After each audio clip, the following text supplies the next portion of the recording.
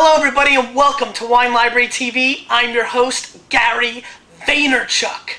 And today we are going to be tasting Pinot Noir grapes. 4 different wines, all Pinot Noir, 4 different countries. So we're going to have a little Pinot Noir challenge, and we'll see how much fun we can have with that. I'm really excited because one's from Austria, and I don't think a lot of you have ever had an Austrian Pinot Noir.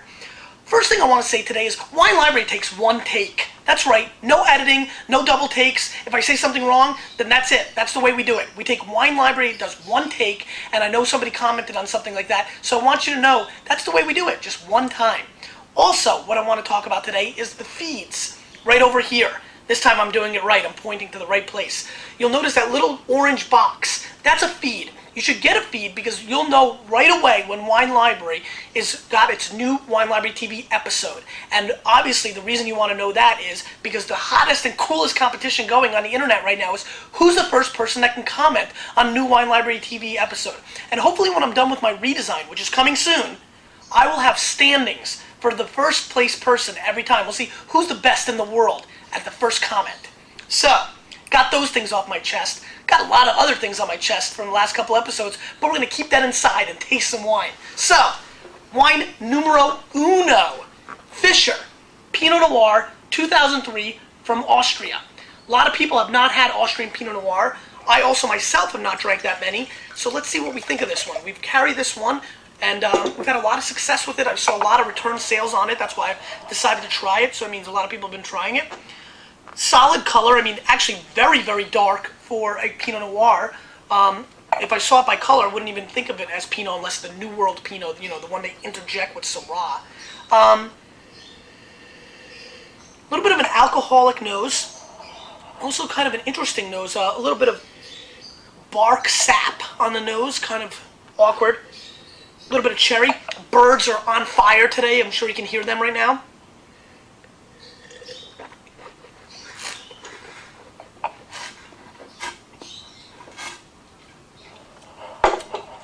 Nice complex fruit, a little too much alcohol.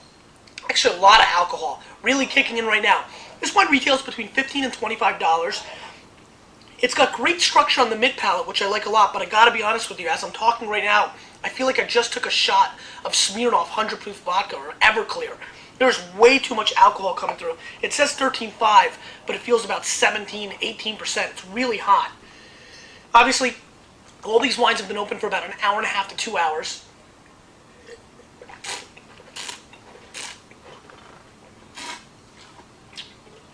Really too bad because the beginning fruit is really excellent, really ripe and very cherry oriented. But then here it comes again. It's heat. It's really awkward. It's almost like taking a bite out of a strawberry and then chasing it with a shot of vodka. That's the exact flavor profile I'm getting in this wine. Hopefully the alcohol will integrate with the fruit as the wine matures in the bottle. But as of this point, I'm going to give it a pass, no buy, and that's it. Let's move on. Not that great, folks. All right, Chehalem, 2002, Ridgecrest, single vineyard, Pinot Noir from Oregon. And this wine has got a very interesting color, more traditional Pinot Noir flavor, color. You know, it's dark, it's ruby, but it's definitely a little more clouded, as I like to call it, not pitch black or purple. This wine retails for $35 to $45. It has a 92-point score from Pierre Ravani. Some people's favorite critic, some people's least favorite critic. Thanks for all the comments yesterday and keep them coming. The personal emails, by the way, boosting me up and saying, go screw those jerk-offs have been really cool. So I appreciate those. Very tight nose. I'm not getting much at all of the nose.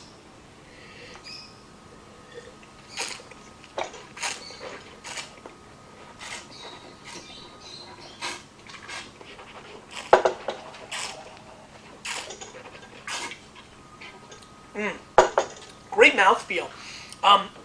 Really firm tannins. They come through really, really right away, going right through the finish. It's a very big wine, very big Pinot Noir.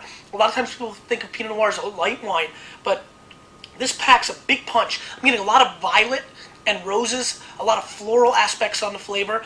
I'm also getting a hint of bacon, and I'm also getting a finishing taste of a little bit of tar. You know, that's really obvious on this wine. I know we've been talking about that. There is a hint of black cherry, but much more floral. This wine is not so much fruit as it is potpourri and floral aspects. So if you enjoy those kind of flavors, you'll really like this wine. This is the kind of wine that goes great with a pork loin or a lighter meat, not too much sauce. It's really well made. Lamb. This would go great with lamb. I see where Pierre liked this wine. This is a good wine. I'm going to score this the 90-point score, which is a great score. It's very chewy. It's definitely got a very nice mouthfeel. I think it's got potential to be even a higher scored wine as it either gets decanted or, you know, you put it away. This bottle right here, I'm going to go 90 points. I've had this wine in the past. This is a good wine. I highly recommend, if you've never had a Chehalem wine, to go seek them out. They make great wines across the board. Chasseur, Russian River Valley Pinot Noir, 2004. Great winery from California. Russian River has been long been called the Burgundy of California. You know, Boris Yeltsin's not, jumping into the river. It's just got the Russian River name. It's really, really a fabulous area in Sonoma, and if you've never been there, you should definitely check it out. Really great color. This is actually darker than the Chehalem. Real pitch black, actually, for Pinot Noir as it goes. But yeah, very dark. You can't see through it. Jeez. Amazing nose. A lot of vanilla bean. Yeah, a lot of vanilla. Really, really nice hint of vanilla. Again, bacon and tar are obvious on this wine as well. Very common characteristics of Pinot Noir.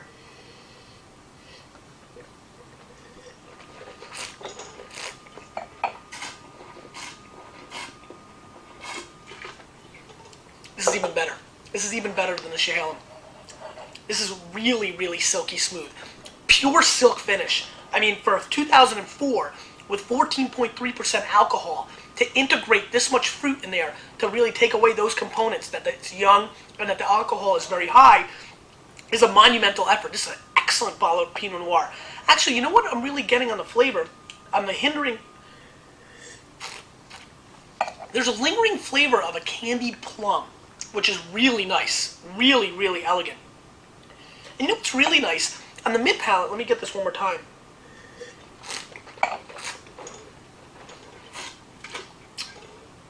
There's like a soy sauce aspect in the mid palate, which might sound awkward or not appealing, but trust me, it's very exotic and very, very interesting. I like it a lot.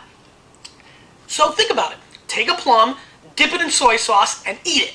That's what this wine is. But I really enjoy this effort. I'm going to score this 92 points. This to me is a home run, like out of the park. I'm just blown away by this winery's effort. I would absolutely seek out this wine, and to compare it to the Chehalem, and again, this bottle runs $25 to $35, so it's a price point below the Chehalem, and it's a considerably better wine, and just an excellent effort. I highly recommend it. Now, the Cab de Colombe Pommard. Cab de Colombe has been featured on Wine Library TV in the past. This is the 2003 vintage. Pommard is a great, great area in the Burgundy, very famous, very big. 1.8 million bottles come out of Pommard every year. It's just an extraordinary traditional area in Burgundy. This is 100% Pinot Noir. This wine retails between $40 and $60 a bottle. It's just got a classic, classic nose.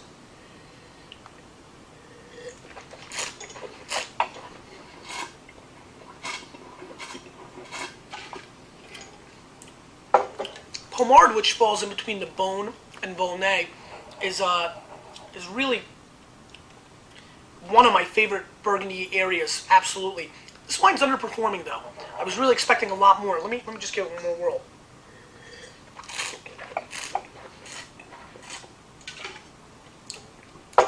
This is good wine, but I think after the Chasseur, it's getting a little overshadowed, and considering it's twice the price, or close to, it's a little disappointing. It's very tight, and it's still extremely young, and I think you see that a lot of time in red Burgundies. Excuse me.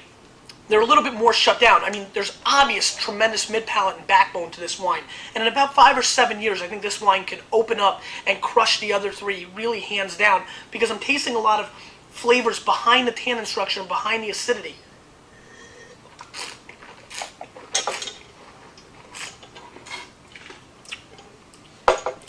very gamey wine. Makes me think of venison, if you've ever had any venison. It's got a very beefy, gamey flavor to it, which is quite nice if you like that style. Again, for the money, I'm going to have to pass. I think it's definitely, for $39, I think that's what we're selling for. It is a great wine, but you're going to have to put this wine away. If you're in the mood to put something away and see how it evolves, this would be a really cool wine to do that with. So that's my little runaround with Pinot Noir. So that's going to bring me to the next segment. Questions of the day. Let's do it. Question number 1 comes from Stu. Stu says, "Hey Gary, very informative segment. Got a question. You said to post all your questions here and not email you with them anymore since you will not respond. However, it seems that you have not responding to the questions posted here either, at least not for the last 2 episodes. What's up?" Stu, you're right. A lot of drama with episode 69, the wedding. Don't forget, I run Wine Library. I am director of operations. This is not my job. So, I'm really compacted into only so much time that I can get everything done. So I apologize, and guess what? That's what I'm doing right now. So I will be answering questions. Obviously, I'm getting about 30 or 40 per episode, and I'm only doing 4 or 5. I'll try to email people individually. If you really want to know something, you can always email me. Now, Jason R. says, "4th is okay. I'll keep trying." Jason, try to be first today. "Are you anti-Bordeaux now that the 05 pricing is out of control? I've made a few questions about doing something with giving us an update on 2000, 2001, 2002. Where are they at? Are they closed down yet? Are they getting better? Awkward? Seems like a logical segment for continuing education for all." Jason, actually, quite the contrary. I still believe that the 2005 Bordeaux are a bargain. I know you're going to kick me in the balls for that, but I'm telling you right now, I think 2005 will look like a bargain in 6 or 7 years. The greatest Bordeaux in the world only have so much vineyard and so much wine they can produce. Demand continues to grow, and everybody's trying to get these wines. 05 is a classic vintage. I've tasted a lot of barrel samples on Wine Library TV, and since I've been doing that since 1996, I have a really good feel for where this lies in comparison to 2000, 96, 98, 01. And I'm going to tell you something. The 05s are going to be world classics. Now, the first growths in some of those prices are out there. But I'm telling you, when we rewind this episode 5 years from now, we will realize that 05 Bordeaux is a bargain. Mark my words. So, am I anti-Bordeaux? No way. Some of the best wines in the world. And I promise we'll do a Bordeaux episode very soon. Susan says, "Gary, terrific episode. I really appreciate that you included a good amount of wine education in each episode. That helps me since I'm fairly new to wine buying. The most confusing thing is, hands down, is the whole price thing. Some wines, even on sale, cost more than I spent on an entire set of tires on my car. Some cost less than I spent on a nice meal. If you could clear this up, it'd be great. Is it really worth it to take out a major loan for 1 bottle of wine?" Suze, no way. That's the coolest and most aggravating part of wine. That's why everybody's so confused. That's why so many people are probably watching Wine Library TV. Price has no impact on quality, and it spooks everybody. It's the one thing that nobody understands why, and it's really the reason we need wine critics and wine experts. People just don't realize that you could spend $150 on a bottle of wine, and it could be crap, or you could spend $8 and it could be delightful. And that's really what makes wine go. And so since wine is not economically systematic, it's really one of the more confusing products out there in the U.S. economy. And so that's what makes wine so interesting. It makes it so fun for me. So to answer your question, don't take any loans. Buy what you can afford, buy in your price range, but find somebody that knows what they're talking about in wine, or start trusting your own palate and figuring out what you like. And best of all, the fact that you can spend $15 in today's world on a bottle of wine that can be world class still makes my hairs go up on my back. It's just really exciting. Wine's very exciting, so no, don't take a loan. Try to find bargains. There's thousands of them. Move on. Russ J says, "I'm glad you did episode 69 like that. It weeded out some of the crybabies in the crowd. Now you have to do an episode on aging wine and answer my questions. 2 more questions. Was that a legit autograph from Curtis Martin? And is he done?" Yesterday's episode, I had a football here of Curtis Martin signed. The reason I did that was because Curtis Martin's career looks to be coming to an end. He was a great Jet and one of my favorite players, and that football was a legit autograph. So I'm always having something going on Wine Library TV's mini set here, and obviously Curtis is one of my favorite Jets of all time. And so he was a great Jet, and I appreciate everything he's done. He was a world-class player, like a world-class wine. Finally, I'm going to ask you the question of the day, and here it is. My simple question for you is this. How often do you taste wine? or drink wine? Is it every night? Is it once a week? Is it once a month? I taste and drink wine every day. Let me know how many times you try wine a week, and we'll see you next time on WLTV.